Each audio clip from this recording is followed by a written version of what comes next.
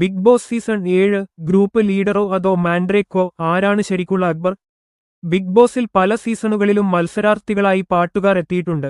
അമൃത സുരേഷ്, അഭിരാമി സുരേഷ്, സോമദാസ്, ലക്ഷ്മി ജയൻ, അങ്ങനെ പലരും. അതുകൊണ്ടുതന്നെ സീസൺ 7ലും ഒരു പാട്ടുകാരൻ ഉണ്ടാകാനുള്ള സാധ്യത തുടക്കം മുതൽ ബി ആരാധകർ പങ്കുവച്ചിരുന്നു.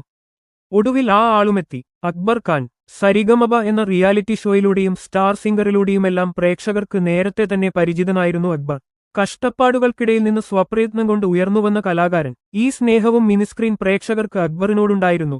പക്ഷേ ഇതിനപ്പുറം ബിഗ് ബോസ് വീട്ടിൽ അക്ബറിന് തന്നെ അടയാളപ്പെടുത്താൻ കഴിയുമോ എന്ന സംശയം അപ്പോഴും ബാക്കിയായി. പാട്ടും നൃത്തവും എല്ലാം ബിഗ് ബോസ് വീടിനുള്ളിൽ മുതൽക്കൂട്ടാകാമെങ്കിലും ബിബി വീട്ടിൽ പിടിച്ചു നിൽക്കാൻ അതുമാത്രം പോരല്ലോ. എന്നാൽ അത്തരം സംശയങ്ങളെയെല്ലാം ആദ്യ ആഴ്ചയിൽ തന്നെ അക്ബർ ഖാൻ കാറ്റിൽ പറത്തി. പാട്ട് മാത്രമല്ല തന്റെ കയ്യിലുള്ളതെന്ന് തെളിയിച്ച അക്ബർ 12ാം ആഴ്ചയിലെ 3 ക്യാപ്റ്റന്മാരിൽ ഒരാൾ കൂടിയായിരുന്നു. ഈ സീസണിലെ ഏറ്റവും കോംപ്ലിക്കേറ്റഡ് ഗ്രാഫ് ഉണ്ടായിരുന്ന മത്സരാർത്ഥികളിൽ ഒരാളായിരുന്നു അക്ബർ. ഇഷ്ടമാണോ അനിഷ്ടമാണോ അക്ബറിനോട് തോന്നേണ്ടതെന്ന സംശയം പലർക്കും പല ഘട്ടങ്ങളിലും ഉണ്ടായിട്ടുമുണ്ട്. സീസൺ 7ലെ ഏറ്റവും നിർണായകമായ മത്സരാർത്ഥികളിൽ ഒരാൾ കൂടിയാണ് അക്ബർ. അനുമോൾ, ഷാനവാസ്, അനീഷ് എന്നിവരുടെയെല്ലാം ഫാൻ ബേസിന് ഒരു പരിധിവരെ കാരണമായതും അക്ബറാണ്. പക്ഷേ സ്വന്തം കാര്യത്തിൽ ആ ഫാൻ ബേസ് ഉണ്ടാക്കാനോ നിലനിർത്താനോ അക്ബറിന് കഴിഞ്ഞിട്ടുമില്ല എന്നതാണ് മറ്റൊരു വിരോധാഭാസം.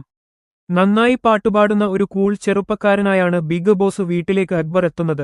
പക്ഷേ ദിവസങ്ങൾ കൊണ്ടുതന്നെ അങ്ങനെയൊരു കൂൾമാൻ ആകാനല്ല താൻ വന്നതെന്ന് വീടിനകത്തും പുറത്തുമുള്ളവർക്ക് അക്ബർ തെളിയിച്ചുകൊടുത്തു. ബിഗ് ബോസ് വീട്ടിലെ ആദ്യത്തെ ഗ്രൂപ്പും അക്ബറിന്റേതുതന്നെ. അക്ബർ, അപ്പാനി, ശരത്, ഒരു പരിധിവരെ ആര്യൻ. ഇതായിരുന്നു ഈ സീസണിലെ ആദ്യത്തെ ഗ്രൂപ്പ്. സത്യത്തിൽ ഇവിടെത്തന്നെയാണ് അക്ബറിന് കാലിടറിയതുമെന്ന് വേണമെങ്കിൽ പറയാം.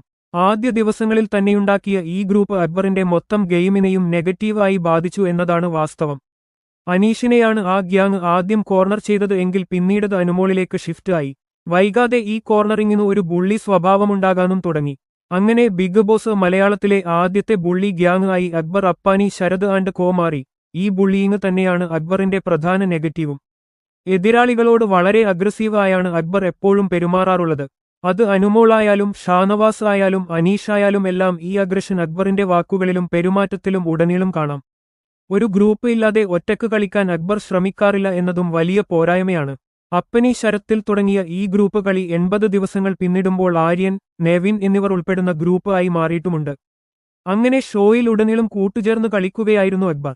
എന്നാൽ അക്ബറിന്റെ ഗ്രൂപ്പിൽ ഉൾപ്പെടുന്ന എല്ലാ ആളുകളും ബാക്ക് ടു ബാക്ക് എവിക്ട് ആയി പോകുന്നതാണ് പതിവ് എന്നത് മറ്റൊരു കാര്യം. സുഹൃത്തുക്കളെ ബലി കൊടുക്കുകയാണ് അക്ബർ ചെയ്യുന്നത് എന്ന വാദം വീട്ടിലേക്ക് അതിഥിയായി എത്തിയ സാബുമോൻ അടക്കമുള്ളവർ പറഞ്ഞിട്ടുണ്ട്. പക്ഷേ സൗഹൃദങ്ങളിൽ ആത്മാർത്ഥത പുലർത്തുന്ന ആളാണ് അക്ബർ എന്നാണ് വ്യക്തിപരമായി തോന്നിയിട്ടുള്ളത്. എന്നാൽ സുഹൃത്തുക്കളുടെ തെറ്റുകൾ ചൂണ്ടിക്കാണിക്കാനോ തിരുത്താനോ അക്ബർ ശ്രമിക്കാറില്ല. അവർക്കൊപ്പം ചേർന്ന് ആ തെറ്റുകളിൽ പങ്കാളിയാകുന്നു എന്നതും ചിലപ്പോഴെങ്കിലും തെറ്റുകൾ ചെയ്യാൻ സുഹൃത്തുക്കളെ പ്രേരിപ്പിക്കുന്നു എന്നതും അക്ബറിന്റെ പോരായ്മയുമാണ്.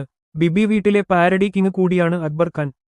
തന്റെ പാട്ടുപാടാനുള്ള കഴിവിനെ ബിഗ് ബോസ് വീട്ടിൽ അക്ബർ ഉപയോഗിക്കുന്നത് ഇനങ്ങനെയാണ്. നിമിഷനേരം കൊണ്ടാണ് പലപ്പോഴും അക്ബർ പാരഡി പാട്ടുകൾ ഒരുക്കുന്നത്. ചിലപ്പോഴൊക്കെ ഇതിൽപ്പം അതിരു കടക്കുന്നില്ല എന്ന സംശയവും ചില പ്രേക്ഷകർ പങ്കുവെക്കാറുണ്ട്. പ്രേക്ഷകരുമായി ഒരു കണക്ഷൻ ഉണ്ടാക്കാൻ സാധിച്ചില്ല എന്നതാണ് അക്ബറിന്റെ ഏറ്റവും വലിയ പോരായ്മ. ചവിട്ടി നിൽക്കാൻ ഒരു അടിസ്ഥാനമുണ്ടാക്കാൻ ആദ്യ ആഴ്ചകളിലൊന്നും അക്ബറിന് കഴിഞ്ഞില്ല. പകരം ഗ്രൂപ്പ് കളിച്ചും ഗുണ്ടായിസം കാണിച്ചും ഒരു നെഗറ്റീവ് ഇമേജ് ഉണ്ടാക്കുകയാണ് അയാൾ ചെയ്തത്. ചുറ്റും നടക്കുന്ന കാര്യങ്ങൾ നന്നായി മനസ്സിലാക്കാനും മുഖത്തുനോക്കി കാര്യങ്ങൾ കൃത്യമായി പറയാനും ഉരുളയ്ക്ക് ഉപ്പേരി പോലെ മറുപടി നൽകാനുമുള്ള അക്ബറിന്റെ കഴിവുകൾ സത്യത്തിൽ ബിഗ് ബോസ് പോലൊരു ഷോയിൽ വലിയ മുതൽക്കൂട്ടാണ്. പക്ഷേ എന്നിട്ടും അതിന് സാധിക്കാത്തത് നിലമറിഞ്ഞല്ല അക്ബർ കളിച്ചത് എന്നതുകൊണ്ട് തന്നെയാണ്.